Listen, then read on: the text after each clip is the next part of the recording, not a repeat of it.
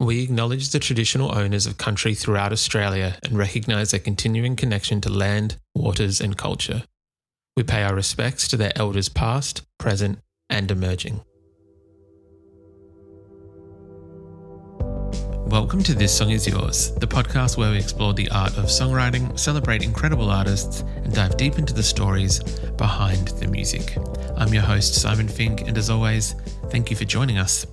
Our guests today on the podcast are shoegaze pioneers Slowdive.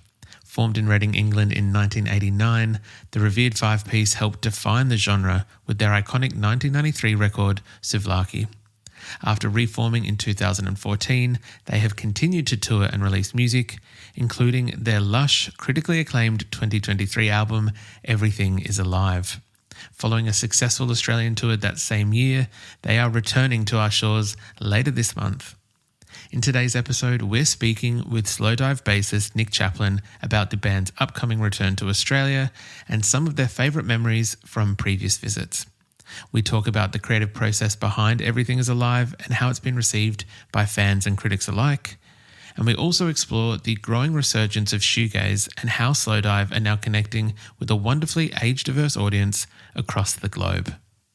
We want to thank Tian and Hannah for their help with today's episode and remind everyone that Slowdive kick off their Australian tour on Wednesday, April 30th in Perth, with dates around the country to follow. All ticket details and links can be found in today's show notes. While you're checking those out, please make sure you follow us across all of our socials and subscribe to this very podcast. We've had some brilliant guests already this year and there are plenty more to come. So subscribing means that you won't miss out on any episodes. Now let's get into it. Here is our conversation with Nick Chaplin of Slowdive. Sometimes you want to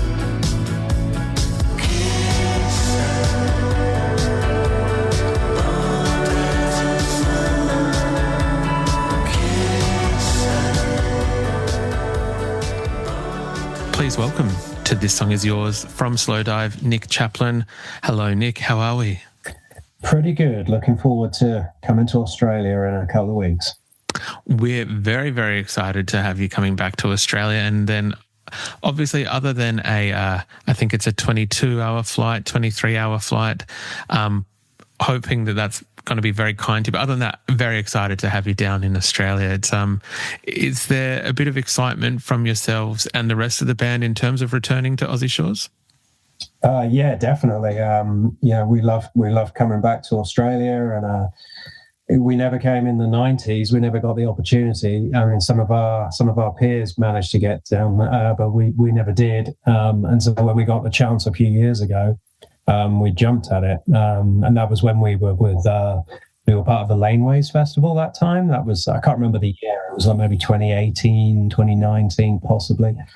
But then we did our own shows 2 years ago, and we're coming back to do the same again, which is great because we didn't think we'd get another opportunity on this record, to be honest. But the demand seems to be there, so we're sorry we haven't been. I know you're an Australian, broadcaster, but we're sorry we can't get to New Zealand this time because we do feel that when we go all that way, we should really try and go to New Zealand as well. But the schedule and availability of venues just didn't work out. So sorry to any Kiwis out there.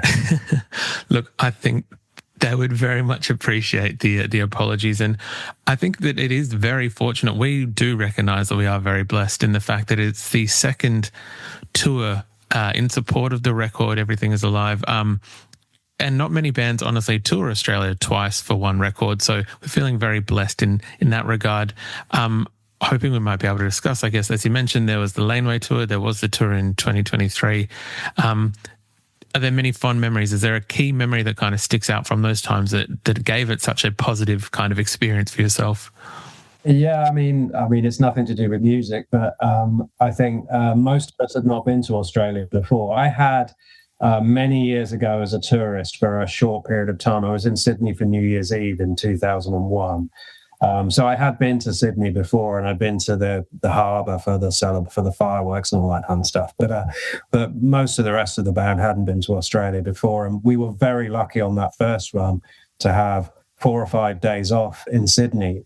And the promoter very kindly offered to put us up in some service apartments on Bondi Beach. And so it was basically the fantastic dream Australian vacation, really, which was awesome. But I think it's just like Australia feels like home to us in that the people are very obviously, you know, the history of the country. Lots of people came from the United Kingdom many generations ago. And so it feels familiar, and the people's sense of humor is similar, I think, but just with a much nicer climate. And we just always have a great time. I've always really liked Aussies. I think you all have a great sense of humor, and you don't take yourselves too seriously. And I think that makes for a good tour, because you end up just having a relaxed time, you know. And so we're very happy to come back again. Every time there's a chance, we're always like, yep. We'll go back. Look, we'll gladly take that, and we're glad to hear it, that we've obviously done something right to warrant yourself and the band coming back. As mentioned, it is in support of Everything Is Alive, the record that came out in 2023. And I'm curious for yourselves, as mentioned, there was obviously a bit of a gap there, and then you guys came back. You've been touring for the last, I think, maybe 10 years under the reformed version of the band. Yeah, almost. That's right. Yeah. Slightly more than that, actually. It was like, we're into our 11th year. And I mean, we haven't been like touring for 11 years. There've been some breaks, but I don't think there's been a single year in that 11 years where we played no shows at all. I mean, maybe we might have one year, but these last 2 years have been by far our busiest, though.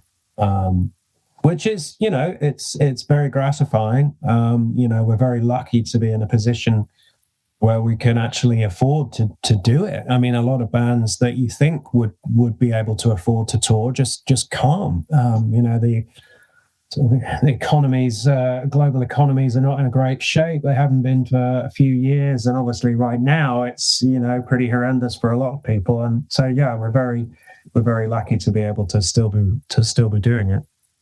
One thing that I find, and it's not even fascinating in an inquisitive way, but more in a very positive way, I guess is probably the best way I can say it, is the fact that the band has been around for so long and has made records across the last, give or take, 3 decades or so, is the spectrum of which your fan base kind of now covers. Like, I imagine that in these tours that you've done previously in the last 2 years in support of this record, that you notice that there's obviously the OG fans, the fans that have been with you maybe since day one, but that you're seeing a younger crowd kind of come back to shoegaze and come and see yourselves at the gigs. Yeah, definitely. That's definitely become more. It was becoming more apparent with the 2017 record, but it's really kicked on with Everything Is Alive, and especially since you know, TikTok picked up on When the Sun Hits, which is obviously an old song. You know, it was on Souvlaki, which came out in 1993 or whenever that came out. So it's an old song, but it's really reflected in the makeup of the crowd now. And we played at the Brixton Academy last week, which was a kind of a bit of a random London headline show that we tacked on at the end of a few dates in Europe. I think we thought, maybe there's still some people that might need to see us in London who couldn't get tickets the last time. Luckily there was. But the crowd, the makeup of the crowd there was sort of shockingly young, to be honest. I mean, I was watching the line outside of the dressing room window. You could kind of look down onto the street and see people lining up around the building, and just teenagers, kids mostly.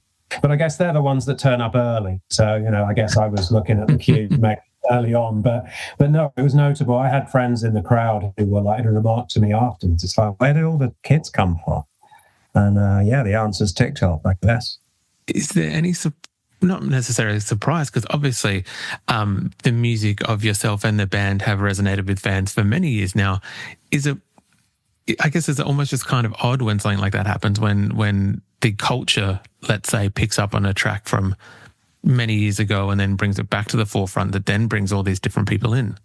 Yeah, I mean, I think When the Sun Hits is the example for us, but I think we've seen it with other songs from the past that, suddenly are picked up by some viral thing on the internet. I mean, there was which Fleetwood Mac song was it? Was it Dreams a couple of years ago? There was the guy on the longboard, on Venice Beach, wherever he was. And, suddenly everyone knows Dreams, like my kids, oh yeah, I know that song. And it's they know it from viral moment on TikTok or wherever it came from. So yeah, we're familiar with it. We feel sort of comfortable we don't really understand how it works, but we don't really need to. It's just, I've still never seen any of the When the Sun Hits clips on TikTok because I don't have TikTok on my phone. My daughter uses it and she sort of tells me about it and stuff, but I've still not actually seen it in real life. So it is a bit strange in that respect. You look at your streaming numbers and When the Sun Hits obliterates everything else by about 10 to 1. Mm-hmm. And you know what's happening out there. And it's just, at our age, I think we take the view, we don't really understand it, but it's kind of working. So just leave it. Look, whatever it is that may be resonating with people worldwide, I think it's definitely a good thing that they're coming to the music of the band. I very quickly want to touch on, I guess, the fact that Everything Is Alive was, I think, 6 years or so from the self-titled record. Curious, and it might be a silly question, but I feel like I almost kind of have to ask it in opportunities like this one. When you're on the road in the last 2 years, do you road test new material? Do you write while you're on the road and see kind of maybe what works and what doesn't work? No, we don't tend to do that. We never have. That's not really a new thing for us. Neil's the primary songwriter, and his method is it's not really a kind of road testing material, a sound check kind of method. He tends to work quite sort of, by himself. And he has a studio down in Cornwall and he brings things together in the studio. When he's got when he's decided that he's going to start to work on a new record, then he'll dedicate time to that. And then once there's some, almost fully formed songs, I suppose, the rest of the band will kind of get involved. So no, we're not really, we don't really sort of knock out new stuff in sound checks. We sometimes try and play songs that we've not played live for a long time, and try and get those into the set and stuff, but not new material. No. That's very, very fair. I can appreciate that. Obviously, the songwriting method for a band like Slowdive does work slightly differently to, I imagine as you said, the environment of a sound check. I imagine that might be a little bit different. For yourself, Nick, has there been a track off Everything Is Alive that is either your favourite to perform live in these shows, or the one that you've found has resonated differently from what you thought it might with the live audience? I think we've been playing Kisses for ages. Kisses feels like an old song now. So from the other ones, I wanted Prayer Remembered to work live, and we've tried it a number of times and never quite get it right. So I'm not saying it will never come back, but I would like that one to work better. Same for A Life, weirdly. We've never quite got that to click. So, maybe working on that. One that I'm pleasantly surprised with, though, is Chained to a Cloud. I thought that would be one of the ones, that's not going to work live ever. Because it's got a lot of a lot of things that you'd have to have on track really to make it work. But actually, we've managed to strip it back so that we really only have one tiny sample on track, and the rest of it is actually played live. And that works really well. So that's a surprising one, and that one that's good to have in. And I think Shanty as well. Again, that could have been very difficult to do live, but we've sort of livened it up. And that works very well as well. So I think those two I'm pleasantly surprised. Look, I'm very excited to be able to see you guys come back and play these shows around Australia. We're going to head along to the Adelaide show in a few weeks, so very excited to catch you there. Cool. Nick, we'll make sure that all the ticket details are within the show notes of today's podcast so that people can obviously buy any of the tickets that are remaining. I think 1 or 2 shows are actually already sold out, so we'll make sure people are quick to buy these tickets.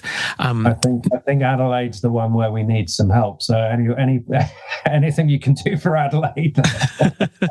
Look, I'll rally the troops of what I can get together. We'll do what we can do. Cool. Lastly, Nick, we kind of usually end things asking our guests what they're currently listening to. For yourself, is there anything that's on high rotation at the moment? At the moment, I'm still listening to the Cure record from last year, and the Fontaines DC record from last year as well. That's those were my 2 favorite records of last year. Put it that way. So I guess I'm just trying to think if there's anything more current than that, but I struggle to think about it. We'll go with those 2. I'm not very good with news. It takes me years to sort of have new stuff. So yeah, those 2 records were great last year, and I'm very excited to see what both of those 2 bands, one very old and one very new, will come up with next. Both fantastic records, though, so I think fantastic choices and definitely makes sense. I know you said it takes a while for one to kind of permeate or stay with you, so I think those 2 are very great choices. Nick, thank you so much for coming to chat with us on the podcast, and we look forward to seeing you at these Slowdive shows across Australia in May. Look forward to it. Thank you very much.